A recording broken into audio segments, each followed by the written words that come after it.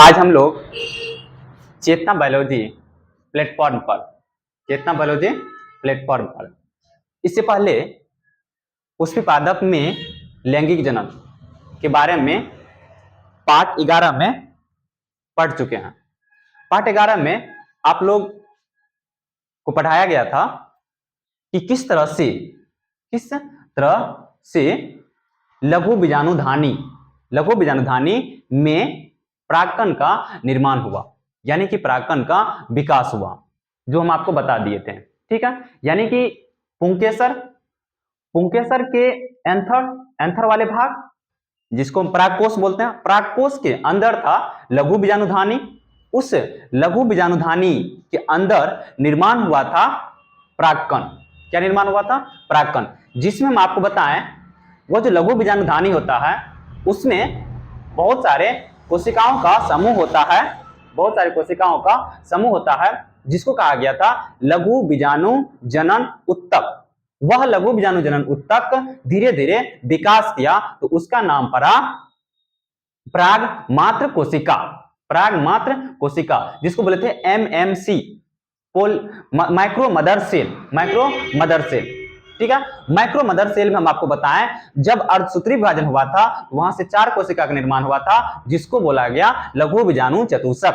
लघु बीजाणु चतुष्क के ऊपर एक कैलोज अस्तर था, जिस कैलोज अस्तर को कैलेज नाम का एंजाइम ने पाचन किया, तब वो चारों कोशिका अलग अलग हो गया। तब हम उसको नाम दे दिए नर युग्मकोद्भव। लेकिन वह नर युग्मकोद्भव पूर्णतः विकसित नहीं था। उस नर युग्मकोद्भव का या परागकण विकसित नहीं था, हम उसको बताएं आपको कि किस तरह से वह विकास किया था। तो ये हम 11 पार्ट में पढ़े थे उसका विकास।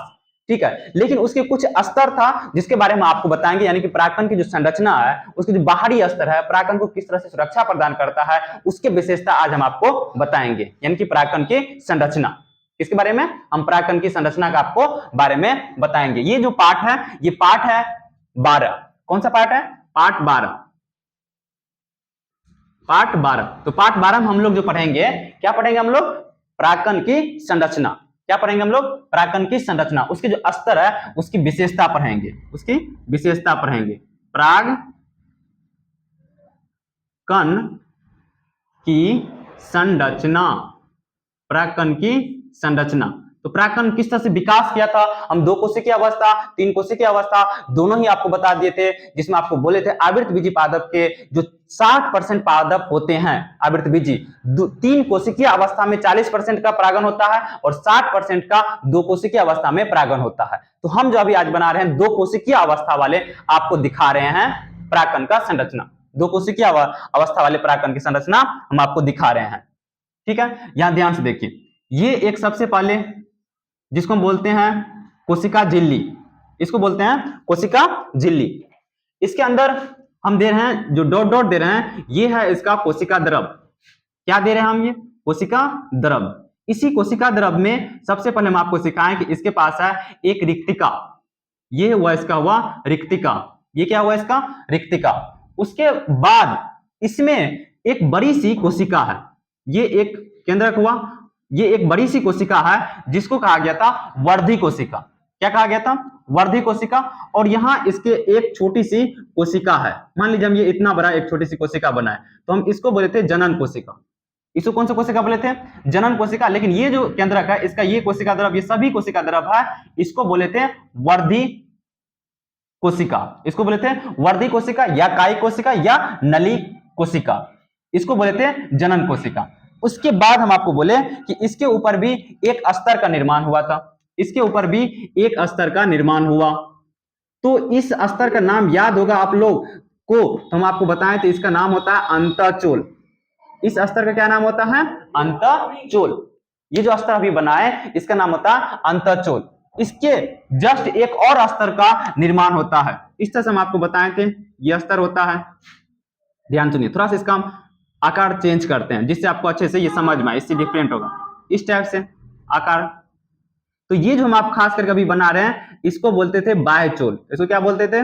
बाह्यचोल। और इसी बाह्यचोल पे उपस्थित था जनन छिद्र। बाह्यचोल पे क्या उपस्थित था? जनन छिद्र। इसी बाह्यचोल पे उपस्थित था जनन छिद्र।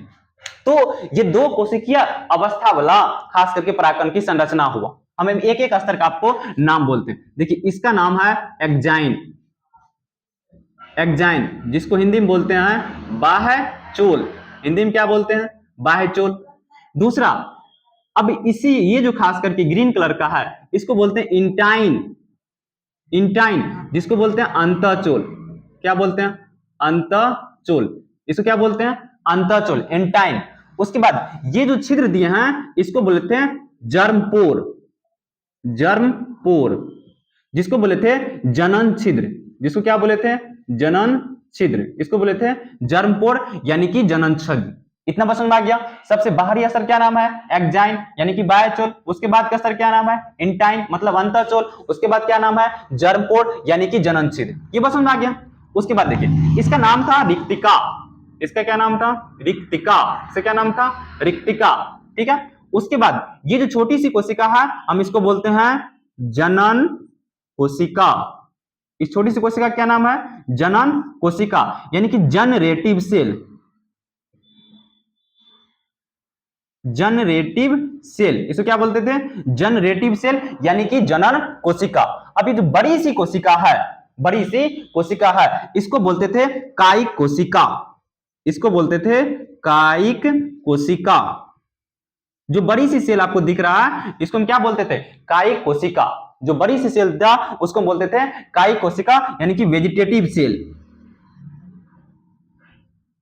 वेजिटेटिव सेल, इसको क्या बोलते थे वेजिटेटिव सेल, क्या बोलते थे वेजिटेटिव सेल। तो ये बात आपको याद होना चाहिए।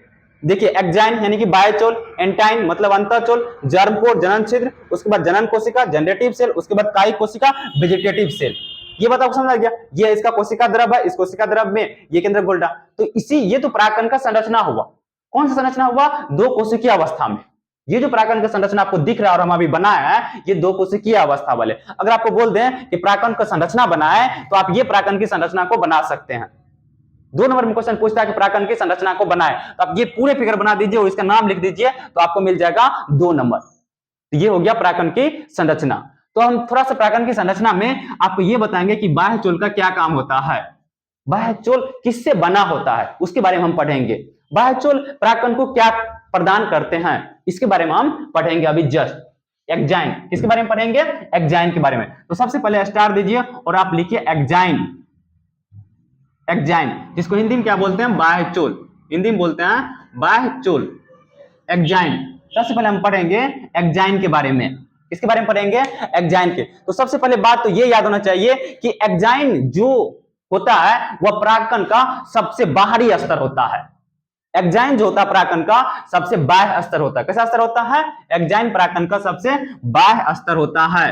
कौन सा स्तर है बाह्य स्तर है कौन एक्जाइन यानी कि बाह्यचोल परागकण का बाह्य स्तर है। बाह्यचोल एक्जाइन परागकण का बाह्य स्तर है। अभी दूसरा बात याद रखिए ये जो खास करके एक्जाइन है बाह्य स्तर है परागकण को सुरक्षा प्रदान करते हैं। परागकण को क्या प्रदान करते हैं सुरक्षा, परागकण को क्या प्रदान करते हैं सुरक्षा। दूसरा बात आपको क्या याद रखना होगा एक्जाइन के बारे में, यह परागकण को सुरक्षा प्रदान करते हैं, यह परागकण को क्या प्रदान करते हैं सुरक्षा प्रदान करते हैं। तीसरा बात आपको क्या याद रखना होगा ये जो एक्जाइन है इस पे उपस्थित होता है जनन छिद्र, इस पे क्या उपस्थित होता है जनन छिद्र उपस्थित होता है। यानी कि एक्जाइन यानी कि बाह्यचोल पे जनन छिद्र उपस्थित होते हैं। एक्जाइन पे क्या उपस्थित होते हैं जनन छिद्र उपस्थित होते हैं। एक्जाइन क्या करते हैं परागकण को सुरक्षा प्रदान करते हैं। एक्जाइन सबसे बाह्य स्तर है। ये 3 बात याद हो गया, ये जनन छिद्र होते हैं। अब दूसरा बात आपको समझाएं तो इसी जनन छिद्र से खास करके निर्माण होता है या निकलता है जनन छिद्र से पराग नलिका का। जब परागकण का अंकुरन होता है उस समय पराग नलिका इसी जनन छिद्र से निकलता है। क्यों क्योंकि ये जो अंतःचोल एंटाइन दिख रहा है इसी अंतःचोल से पराग नलिका का विकास होता है। तो यही जनन छिद्र से ये बाहर निकलेगा। तो इसका मतलब हुआ कि जो एक्जाइन है बाह्यचोल है उसके ऊपरी सतह पे माने उसके सतह पर जनन छिद्र प्रेजेंट होता है, जनन छिद्र प्रेजेंट होता है। तो ये बात समझ में आ गया। अब दूसरा बात जो सबसे महत्वपूर्ण बात है वो याद रखना होगा ये जो एक्जाइन यानी कि बाह्यचोल है ये बना होता है किसका जो सबसे महत्वपूर्ण है वह होता है एस्पोरोपोलेनिन से। किससे बना होता एस्पोरोपोलेनिन से।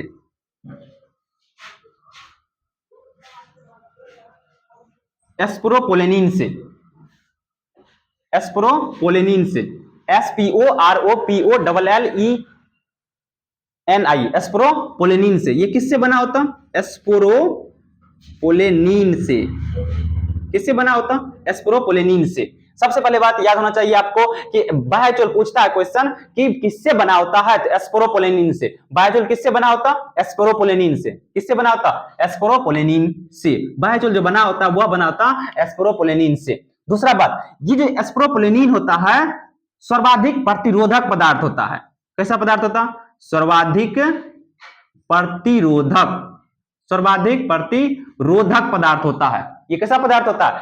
कौन? एस्प्रोपोलेनिन की बात कर रहे हैं। एस्प्रोपोलेनिन जो था सर्वाधिक प्रतिरोधक पदार्थ होता है। तीसरा बात इसके बारे में याद रखिए, इसका जैव अपघटन नहीं होता है। जैव अपघटन नहीं होता है। एस्प्रोपोलेनिन का जैव अपघटन नहीं होता है। एस्प्रोपोलेनिन का क्या नहीं होता? जैव अपघटन नहीं होता। तीसरा बात अब यह भी याद रखिएगा, इस पे उच्च तापमान, अम्ल और क्षारक का प्रभाव ही नहीं पड़ता। किस पर? एस्प्रोपोलेनिन पर। तो सोचिए, एस्प्रोपोलेनिन सर्वाधिक प्रतिरोधक पदार्थ है, सर्वाधिक प्रतिरोधक पदार्थ है। दूसरा, जैव अपघटन नहीं होता है, एस्प्रोपोलेनिन का जैव अपघटन भी नहीं होता। दूसरा, एस्प्रोपोलेनिन पे उच्च तापमान, अम्ल और क्षारक का प्रभाव नहीं पड़ता है। तो अगर इस पे ना तो उच्च तापमान का प्रभाव पड़ेगा, ना तो अम्ल का प्रभाव पड़ेगा, ना तो क्षारक का प्रभाव पड़ेगा, तो स्वाभाविक है कि इसका जो खास करके परागकण है लंबे समय तक अवशेष के रूप में रहेगा। जब उसका अवशेष का खोज होगा तो पता चल जाएगा कि ये प्लांट कितने दिनों से इस पृथ्वी पर उत्पन्न हुआ था या इसका लाइफ टाइम क्या था। तो क्या ये बात समझ में आ गया एस्प्रोपोलेनिन के बारे में? तो एक्जाइन के बारे में आपको इतना बात याद रखना होगा, एक्जाइन परागकण का सबसे बाह्य स्तर होता है। दूसरा, एक्जाइन सुरक्षा प्रदान करता है परागकण को। तीसरा बात, एक्जाइन पर यानी कि बाह्यचोल पर जनन छिद्र उपस्थित होते हैं। बाह्यचोल पर क्या उपस्थित होते हैं? जनन छिद्र उपस्थित होते हैं। एक्जाइन किससे बना होता है? तो एस्प्रोपोलेनिन से। एक्जाइन किससे बना होता? एस्प्रोपोलेनिन से। एक्जाइन सर्वाधिक प्रतिरोधक पदार्थ होता है। एस्प्रोपोलेनिन का जैव अपघटन नहीं होता है। दूसरा, एस्प्रोपोलेनिन पर उच्च तापमान, अम्ल और क्षारक का प्रभाव नहीं पड़ता है। ये बात भी आपको याद रखना होगा। इसी के कारण खास करके जो भी परागकण होता है वह लंबे समय तक फोसल मतलब ईंधन के रूप में, मतलब अवशेष के रूप में जमा होता या सुरक्षा में रहता है। इतना बात समझ में आ गया आपको? अब इसी का जो हम पढ़ेंगे उसका नाम है इंटाइन यानी कि अंतःचोल के बारे में। इसके बारे में अंतःचोल के बारे में अब हम पढ़ेंगे। दूसरा स्टार दीजिए और आप लिखिए इंटाइन। इंटाइन मतलब अंतःचोल। तो इसमें ज्यादा बात याद नहीं रखना होगा। ये जो इंटाइन है, यह जो इंटाइन है परागकण का दूसरा स्तर है। परागकण का कौन सा स्तर है? दूसरा। या आप समझ सकते हैं एक्जाइन के बाद जो स्तर होता है उसका नाम दिया गया एंटाइन। एक्जाइन के बाद जो स्तर है उसका क्या नाम दिया गया? एंटाइन। इतना समझ में आ गया? अब ये दूसरा क्वेश्चन पूछा जाता है कि एंटाइन बना होता है किससे? तो एंटाइन जो बना होता है वह बना होता है पैक्टिन व सेल्यूलोज। पैक्टिन व सेल्यूलोज से। किससे बना होता? सेल्यूलोज से। पैक्टिन व सेल्यूलोज से। तो आपको क्वेश्चन पूछेगा कि अंतःचोल किससे बना होता? पैक्टिन व सेल्यूलोज। अंतःचोल किससे बना होता? पैक्टिन व सेल्यूलोज। ये बात याद होना चाहिए, पैक्टिन व सेल्यूलोज से बना होता अंतःचोल। ठीक है। दूसरा, यह जो है लचीला होता है, लचीली और पतली। लचीली व पतली होती, लचीली और पतली होती। ये कैसी होती है? लचीली और पतली। लचीली और पतली होने के कारण यह भी सुरक्षा प्रदान करता है। क्या प्रदान करता है? सुरक्षा प्रदान करता है। किसको? परागकण को। यह भी परागकण को सुरक्षा प्रदान करता है। आपको पूछे अंतःचोल कैसी होती है? लचीली और पतली होती है। और अंतःचोल बना होता किससे? पैक्टिन व सेल्यूलोज से। पैक्टिन व सेल्यूलोज से। अंतःचोल किससे बना होता? पैक्टिन व सेल्यूलोज से। अंतःचोल किससे बना होता? पैक्टिन और सेल्यूलोज से। अच्छे तरीके से इसको याद करने का कोशिश कीजिए, समझिए सब बात हम जो बोल्ड है, ज्यादा सुनने की कोशिश कीजिए। तो ये पैक्टिन और सेल्यूलोज से मिलकर बना होता है। ये लचीली एवं पतली होती है और ये सुरक्षा प्रदान करता है। सबसे जो अब महत्वपूर्ण बात है, ये जो अंतःचोल से निर्माण होता है किसका, वो सबसे अधिक महत्वपूर्ण है, वो है पराग नलिका का। पराग नलिका का। तो क्वेश्चन पूछता है कि पराग नलिका निर्माण होता है किस चोल से? अंतःचोल से या बाह्यचोल से? तो निर्माण होता है पराग नलिका का अंतःचोल से। ये जो पराग नलिका का निर्माण होता है यानी कि विकास होता है, किससे निर्माण होता है? अंतःचोल से। तो ये बात याद रखिए, पराग नलिका का निर्माण होता है अंतःचोल से। ये तीन बात महत्वपूर्ण है इसके लिए। अंतःचोल बना होता है पेक्टिन और सेल्यूलोज, पेक्टिन व सेल्यूलोज ये सुरक्षा प्रदान करता है परागकण को। दूसरा, अंतःचोल से ही निर्माण होता है पराग नलिका का। जब परागकण का अंकुरन होता है तो उस समय पराग नलिका का जो खास करके निर्माण होता है वह निर्माण होता है अंतःचोल से। किससे निर्माण होता? अंतःचोल से। तो ये बात आपको समझ में आ गया, ये परागकण की संरचना क्या जो मुख्य रूप से हम आपको बता दिए। ठीक है, अब दूसरा बात आप ये भी जान सकते हैं कि खास करके जो परागकण की ये संरचना हो गया। ठीक है, अब परागकण की जो कुछ जीवन अवधि होती है, जीवन अवधि मतलब क्या हुआ, अगर वो परागकण पूर्णतः बन गया, अब उसका जो स्फुटन होगा, स्फुटन होने के बाद वह जो खास करके फीमेल गैमेट के पास जाएंगे, फीमेल गैमेट के पास जाएंगे तो वहां जो मेल गैमेट और फीमेल गैमेट के मिलेंगे, जो वह मिलने का जो कुछ प्रोसेस यानी कि टाइम होता है वह परागकण के एक टाइम होता है। जैसे अगर हम बात करें गेहूं और धान की, गेहूं और धान की, तो उसका जो परागकण की लाइफ टाइम होती है मात्र 30 मिनट होती है। मान लीजिए कि ये ध्यान से समझिएगा, ये हो गया आपका परागकोश, इसमें निर्माण हुआ परागकण का, और यहां मान लीजिए कि ये स्त्री केसर वाले भाग हुआ, स्त्री केसर वाले भाग हुआ, यहां स्फुटन हुआ और यहां से परागकण यहां आया।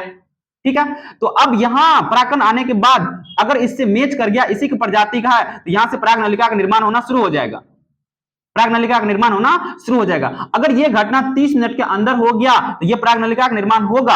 अगर 30 मिनट से बाद में हो गया या मिलन हुआ 30 मिनट के बाद पहुंचा तो इसका लाइफ टाइम खत्म हो जाएगा। तो मतलब उसमें ये निर्माण नहीं कर पाएगा, पराग नलिका का निर्माण नहीं कर पाएगा।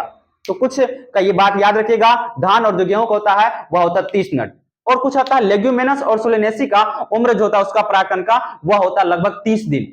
कितना दिन होता? 30 दिन। ये बस समझ में आ गया। दूसरा बात, परागकण का जो इसमें परागकण जो अधिक ही पोषणीय पदार्थ उपस्थित होते हैं इसमें, जिसके कारण कुछ कंट्री में या हमारे कंट्री में भी इसका प्रयोग किया जाता है पोषणीय पदार्थ के लिए, जिससे हमें एनर्जी मिल सके, जिससे हमें क्या मिल सके? ऊर्जा, जो आज हमारे समाज में टेबलेट और सिरप के रूप में उपलब्ध है, टेबलेट और सिरप के रूप में उपलब्ध है। खास करके इसका जो टेबलेट और सिरप का प्रयोग करता है, मान लीजिए जो भी क्रिकेट खेलते हैं यानी कि जो भी खिलाड़ी है, तो जो खेलते हैं वो लंबे समय तक खेलते हैं, 5-6 घंटे तक खेलते हैं, उसकी कार्य दक्षता को बढ़ाने के लिए हम उस टेबलेट या सिरप का प्रयोग करते हैं। या कुछ घोड़े हैं जो दौड़ते हैं काफी लंबे समय तक, तो उसके लिए भी हम इस टेबलेट या सिरप का प्रयोग करते हैं कार्य दक्षता के रूप में, जिससे उसकी कार्य दक्षता मतलब कार्य करने की क्षमता जो बढ़ सके। किसका प्रयोग करते हैं? इसी परागकण का। ठीक है, याद रहेगा। आज इतना ही, आगे की क्लास आपको पढ़ाया जाएगा पार्ट 13 में, पार्ट 13 में। लाइक और सब्सक्राइब और शेयर करें चेतना बायोलॉजी प्लेटफॉर्म को।